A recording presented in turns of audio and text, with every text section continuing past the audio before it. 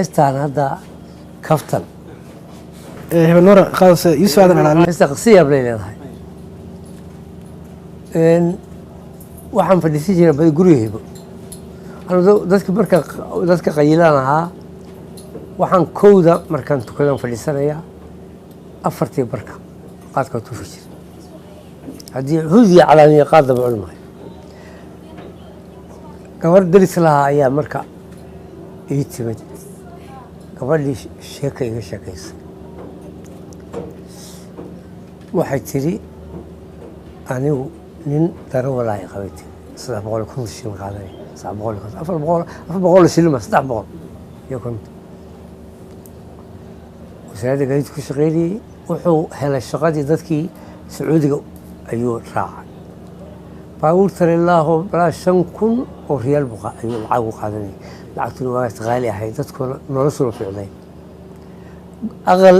ayay lahaayeen ciddoodu aqalkii oo dhan waa bedelay aqal weyn oo viillaha uga dhigan caruurtiisi laba baabuur basoo u shaqaysa iyo baabuur yar caruurta lagu qaado ayuu u soo galay gabadhaas waxay sheegatay dahab la qaato nolosha ugu wanaagsan waqtigaas ayuu u soo galay ninkii waxay tiri waxaa ii sameeyey shaqo tegey waxaa dhibaato ii geystay tiri gabar darisaan nahay oo ninkeedu agaasiba guud yahay oo aan darisna aan nahay gurigaas habeen walba unsiga ka soo baxaya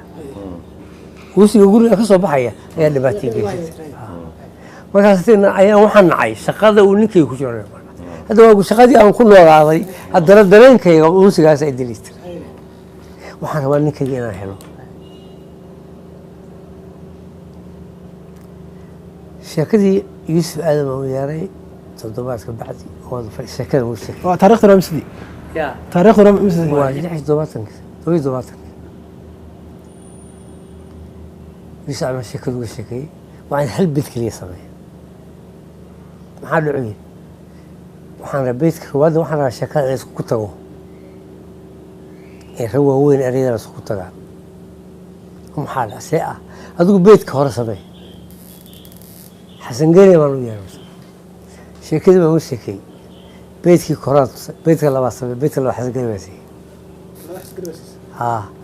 beedka saddexaad cali sugu la sameeyey qof walba markaan sheekada ugu sheegay ku dhacay sadaqar waa dhintay saddexdii nin walba markaan sheekada ugu sheekayo dareenkiisu is bedeli yaa xasan gene baa jooga xasan gene baa jooga labadii kale waa dhintay beedka labaad buu lahaa kaftan baa jacayl qaba kulanka oo xidida ah murti baa sakacisay intaad keen adduunya korri maalit leedahay ka habaaray moogtay u keenanteeda cabire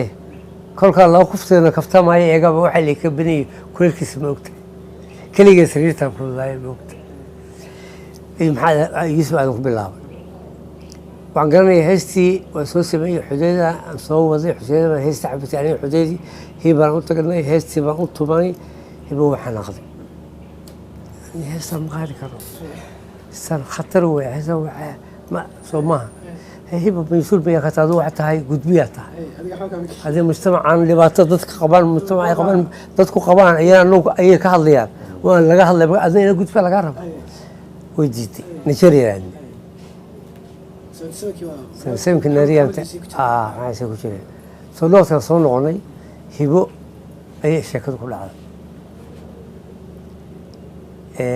أدوش على ما أقول سده وهرجبوتية وحتى وأوربي خاط نيجي من الله ما يلقى بحبه وحو هذه عرفتها يقول لك على قبر كده أقول سده هبو تشوقي شقة ولا سولوه حامل الوقت ما أنت بتري هستي بتقولي هستي لما كان ما أنت ممدوب الأسق على هستي محبس كويس كل ما العروسة يكو على فسيو وكل هذا كيف نفسك بعد كذا سو ما هي هسه صحيح هسه عجيبة هسه عجيبة